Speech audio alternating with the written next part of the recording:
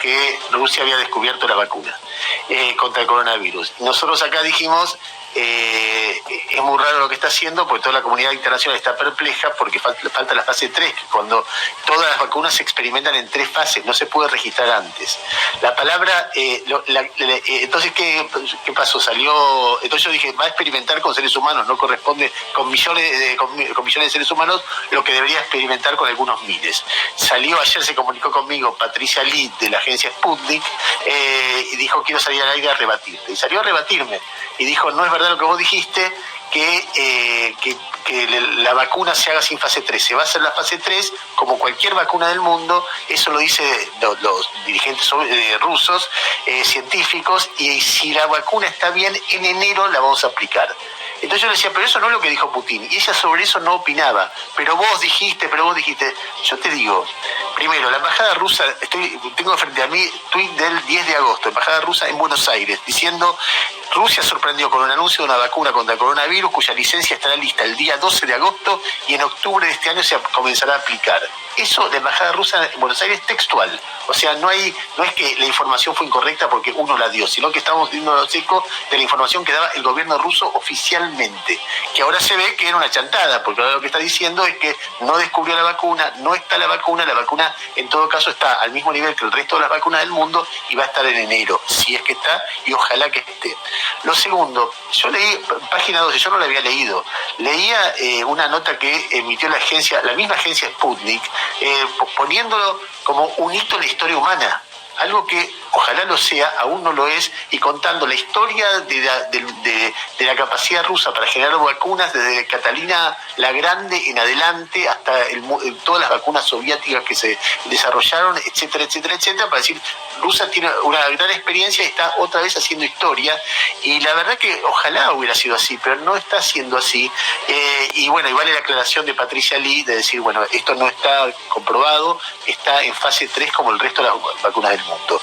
Lo segundo, que es muy importante como noticia internacional, hoy es una decisión que acaba de tomar el gobierno español, el Departamento de Sanidad, que escuchen estas decisiones porque son muy importantes. España había abierto prácticamente todo y cualquiera que sigue en detalle los números vio que hace 2 días tuvo 70 muertos, que creo que ayer anunció 20 y pico, empezó a aparecer en un país donde había 1, 0, 1, 2, empezó a aparecer esto y empezaron a aparecer muertos y hoy decidió que el gobierno acaba de prohibir fumar en la calle. Esto es muy importante porque uno ve en la calle quién se baja el barbijo y son los que fuman. Entonces los que están fumando en la calle están con el barbijo bajo y pueden contagiar. Y el segundo, están prohibiendo, cerrando discotecas, bares de copas y conciertos en toda España. Es decir, que España, que había liberalizado mucho lo que había legalizado y por lo tanto empieza a tener nuevos brotes y muertos, está ahora nuevamente cerrando. A ver, eso primero para hablar del coronavirus. Muy rápidamente vamos a hablar de los números porque quiero meterme en un debate que me parece más importante que los números. Los números que se accedieron ayer están bastante estables. Los fallecidos fueron 150, o sea, de los 240 del martes pasó a 200 el miércoles y 150 ayer. Yo ayer estuve estudiando con bastante precisión las planillas de a qué día corresponde cada uno de los fallecidos en los últimos días y comparé con las planillas históricas. Y me parece que es muy interesante para entender ese número de 240 de antes de ayer. Habitualmente, me fijé especialmente en la provincia de Buenos Aires, que ese día anunció 200 muertos, que era lo más fuerte. Habitualmente, si vos tomás los últimos 6 días, ahí se cargan la mitad de los fallecidos de la planilla de cada día. La mitad y quizá un poquito más en muchos días. Yo lo miré hacia atrás. Ese día, los últimos 6 días explicaban solamente el 25%. O sea, hubo una carga extraordinaria de números de fallecidos en fechas más anteriores. Y entonces, si vos aplicás ese 25%, hubiera sido un 50%, en lugar de 200 muertos, la provincia de Buenos Aires, en un día normal, de carga normal, como se venía cargando hasta ahora, hubiera tenido no 200 muertos, sino 100. con lo cual uno tiende a pensar que fue 2 días seguidos, el de 240 y 200, bastante extraordinario, por lo cual uno puede pensar que la cifra de 150 es más realista, que sigue siendo una cifra altísima, horrible, pero más realista respecto del punto en el que estamos. Pero tampoco ahí tenés cierta irregularidad, porque por ejemplo en el día de ayer Jujuy carga de manera muy irregular. Entonces te dice un día un muerto, otro día 0, otro día 1, otro día 0, otro día 2, otro día 1 y un día 25, que fue lo que pasó a principios de agosto, que ese día Jujuy había cargado creo que 29 fallecidos. Bueno, ayer Jujuy volvió a cargar mucho, 19, con lo cual de esos 150 también hay un sesgo hacia arriba, que bueno, se compensará con otros, etcétera.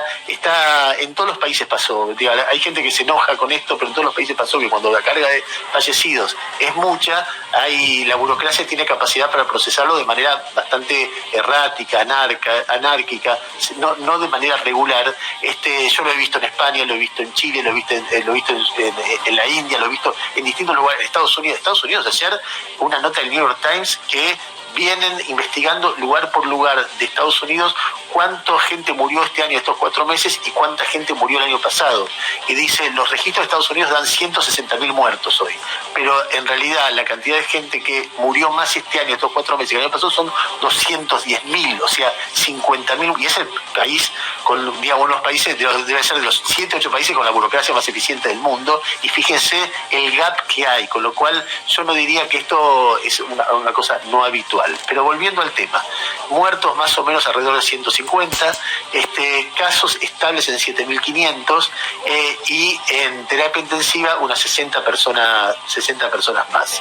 Cuando uno se extiende geográficamente ve la provincia de Buenos Aires en cantidad de casos cierta estabilidad, la ciudad de Buenos Aires en cantidad de casos mucha estabilidad, y en el interior creciendo muchísimo, de 500 una semana a 1.000 la siguiente, a 1.400 el día de ayer, y entonces uno ve cómo el desafío se extiende territorialmente.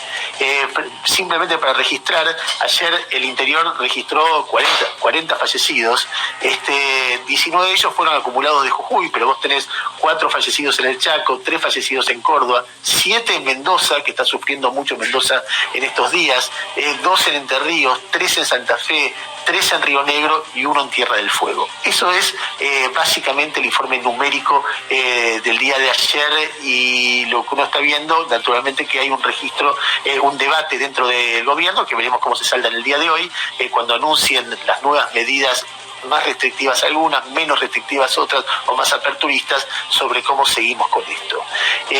Quería decir también, respecto de esto, bueno, que la gran pregunta, que es una pregunta casi de interpretación de los datos, y casi que es muy profunda respecto de qué pasa en la ciudad. Hay alguna gente en el mundo, no solamente en la Argentina, Quirós es uno de ellos, que dice que la enfermedad tiene una evolución natural, y que vos la podés ir previendo de acuerdo a cuántos casos y cuántos muertos vas registrando. Y que esa evolución natural, más allá de distintos detalles, cuando vos ves que la cantidad de casos se mantiene estable, eso quiere decir que es el paso previo a que amaine, y que no ocurrió en ningún lugar del mundo que cuando se produjo esa estabilidad, volvió a subir fuerte. Y eso es lo que hay de base. Él dice, es muy alta, pero cuando dice curva madura, dice eso. Otros, por ejemplo, ayer Nicolás Krepak decía, eso no existe.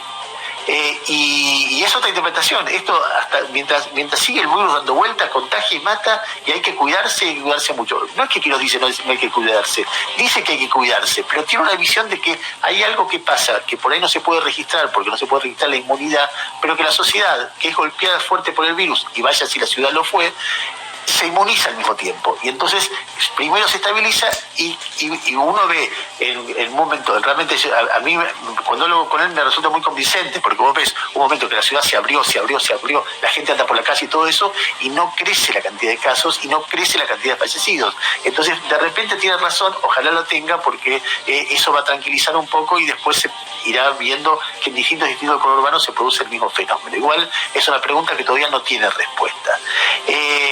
Dicho todo esto, quiero meterme en un debate que hay en este momento, y que quiero tener una posición, por lo menos que se entienda mi posición. Hay una convocatoria para el lunes para una marcha que tiene dos vertientes la marcha. Tiene una vertiente que es, entre comillas, 1000 comillas, republicana, es decir, así lo planteó Brandoni, por ejemplo, una marcha contra cualquier atropello que pueda haber contra la República, y una segunda variante que uno lo ve en todos lados, lo ve en las convocatorias en Twitter, son muy categóricas, contra los límites de la cuarentena. Es decir, contra la idea de hecho, es una marcha que se convoca y no queda claro si es en auto o es en la calle, pero me parece que claramente va a que sea una marcha en la calle. Patricia Bullrich dijo que iba a ir. Ayer habló acá Carla Bisotti sobre esa marcha en El Mejor País del Mundo, el programa de Diego Iglesias, y dijo esto, escuchala. Nos preocupa no solamente por la situación colectiva, sino por cada una de las personas que asiste a esa marcha, porque estar en contacto con otras personas en la situación en relación a la intensidad de la transmisión comunitaria que hay en este momento en la ciudad de Buenos Aires es un riesgo, y por supuesto que ya vimos otras marchas, las medidas de cuidado, el distanciamiento, la intensidad de las actividades que realizan es alta, y el tiempo que permanecen en contacto también es alto, a una proximidad, digamos, que es menor a los 2 metros. Entonces no solamente nos preocupa por la situación colectiva y por el impacto que puede tener en terceros, sino también por cada una de las personas que asistan en relación a... Bueno, ahí está la posición de Carla Bisotti, que es una sanitarista. Fernando Iglesias dijo esto con Luis Majul, escuchá. Las marchas las convocan la ciudadanía, la gente se organiza, hoy con las redes es muy fácil hacerlo, no solo en Argentina, en todo el mundo, y nosotros, yo por lo menos participo como ciudadano, que es lo que soy, siempre participé. No es la primera marcha, nosotros venimos es una historia larga. Cambiemos es la representación de una rebelión antipopulista en la Argentina que arrancó con la lucha del campo para que no lo pusieran de rodillas en el año 2008. Luis Juez opinó lo siguiente, escuchá. Intentar escriturar una marcha de esta es una locura, ¿no? A ningún dirigente político de Cambiemos se le puede ocurrir, porque esto no tiene propiedad, es la gente. Y eso es lo maravilloso que tiene esta marcha, es la gente donde uno ni aún poniendo la mayor cantidad de colectivos, camiones, taxis, combi gratis, uno puede hacer. Patricia Bullrich dijo lo siguiente. Bueno, lo que es legal es hacerlo con todas las condiciones de seguridad, en la que no se ponga en riesgo la vida de otros, no se ponga en riesgo ninguna condición de posibilidad de contagio del otro. Creo que caminar por la calle, ir a hacer compras o salir dentro de una determinada situación es legal. Lo que no puede no ser legal es que las personas que quieran manifestar una disidencia respecto a muchas de las cosas que están pasando en el país, si toman todos los recaudos y todos los cuidados, sean detenidos o se desarme una causa. Patricia Bullrich dijo que va a participar de la marcha y después habló sobre los métodos del gobierno en la cuarentena o frente al coronavirus. Es el audio 7, Balma, si podés ponerlo. Si hubiéramos hecho una cuarentena, como lo dijimos nosotros, claro, 2 meses de verdad, seria, concreta, para bajar la curva, no hubiéramos tenido la situación de desastre económico, de desastre de salud mental de los chicos, de violencia que tenemos hoy. Entonces, ahora van a anunciar la 8ª etapa de lo mismo. Entonces, ¿qué resultado distinto espera el presidente de la Nación el viernes cuando anuncie una nueva etapa de exactamente lo mismo que ya anunció 8 veces?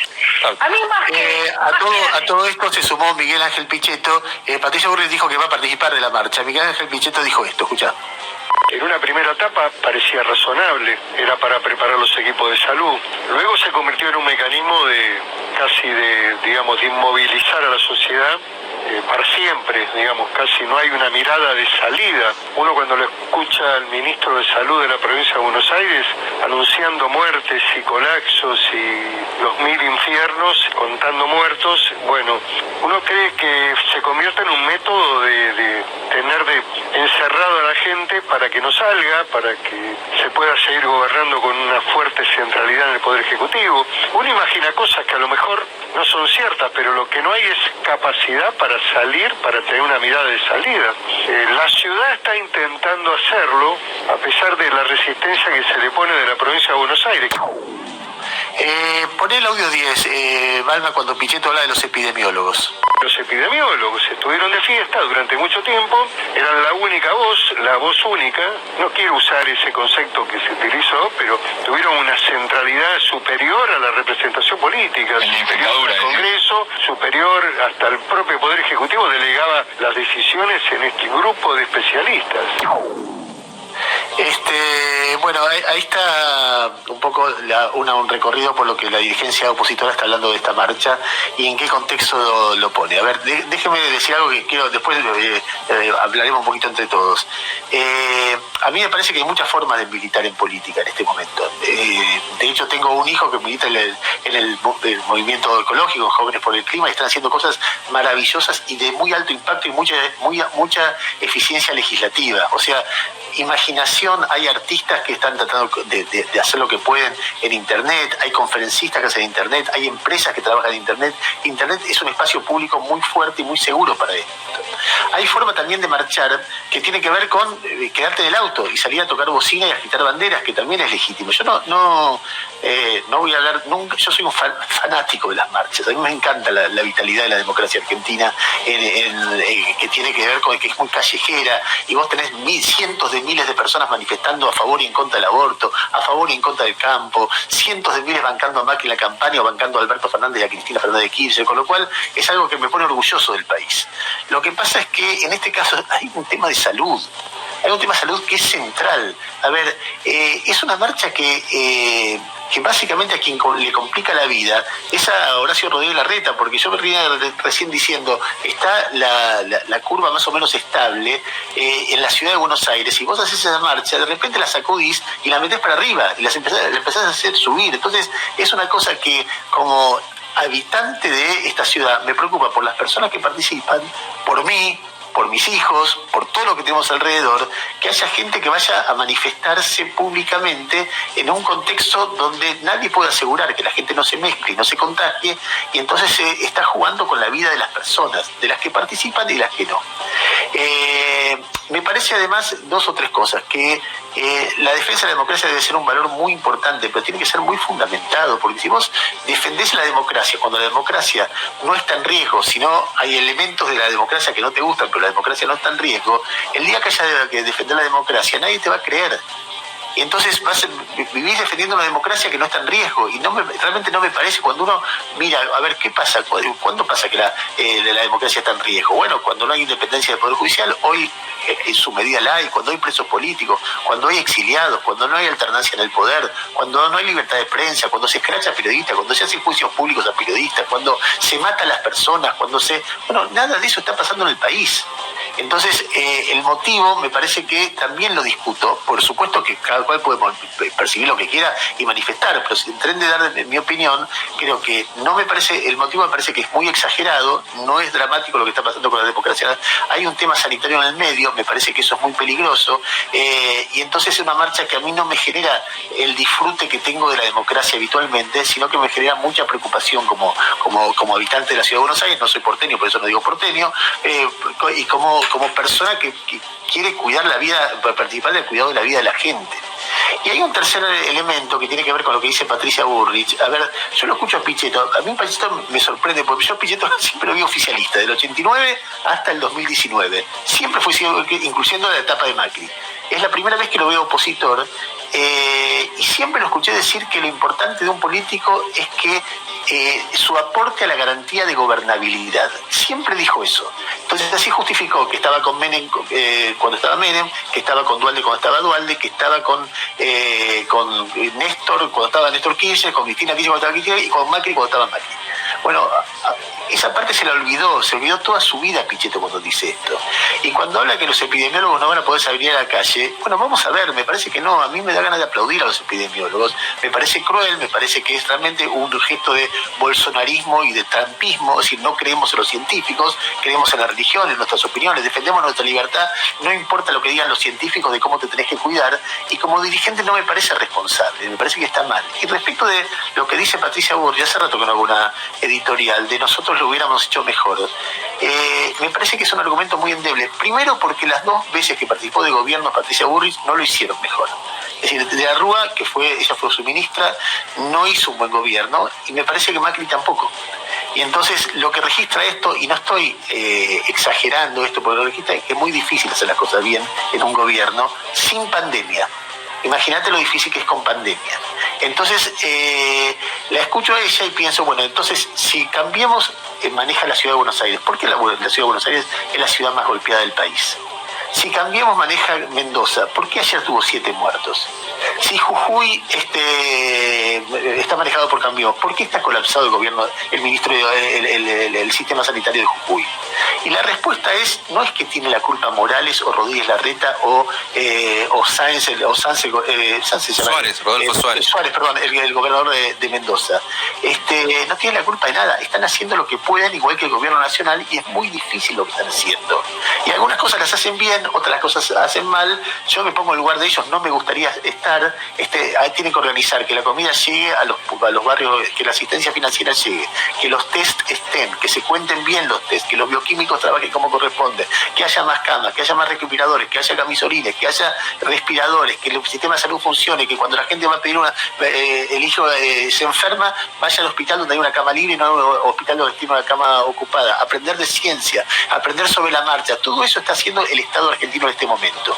Que en el medio no hubo test, que en el medio no se rastreó bien, que en el medio hicieron cosas que yo no estoy de acuerdo, lo de Vicentín no estoy de acuerdo, la cuestión de liberar presos me generó muchísima duda, el planteo de la reforma judicial no me gusta, las colas de jubilados en los bancos no me gustaron, a veces informan mal, hay 1000 cosas que están mal. Ahora, déjame desconfiar de que Patricia Bullrich hubiera hecho las cosas mejor. Hizo un documento, y en base al documento aplicado a un supuesto gobierno de ella, eso hubiera salido mejor. Pero no salió mejor en la ciudad, en Jujuy, en Mendoza, con lo cual, y en Mendoza y en muchas otras partes, y en el Chaco, y en Río Negro, y en la provincia de Buenos Aires, porque es muy difícil, y en Brasil, y en Chile, y en Colombia, y en Estados Unidos, y en México, y en Canadá, y en la inmensa mayoría de los países más desarrollados de Europa. Entonces es muy difícil, hay un elemento de la realidad que pone a un gobierno realmente ante un desafío tremendo, y entonces veo todo eso junto, veo Patricia Bullrich diciendo algo que a mí no me convence respecto de cómo lo hubiera hecho ella, ni respecto de su trayectoria, ni respecto Pichetto diciendo que argumentos trampistas y bolsonaristas, los distintos dirigentes no dándose cuenta, salvo Patricia Bullrich, que sí lo dice, el peligro sanitario que hay ahí.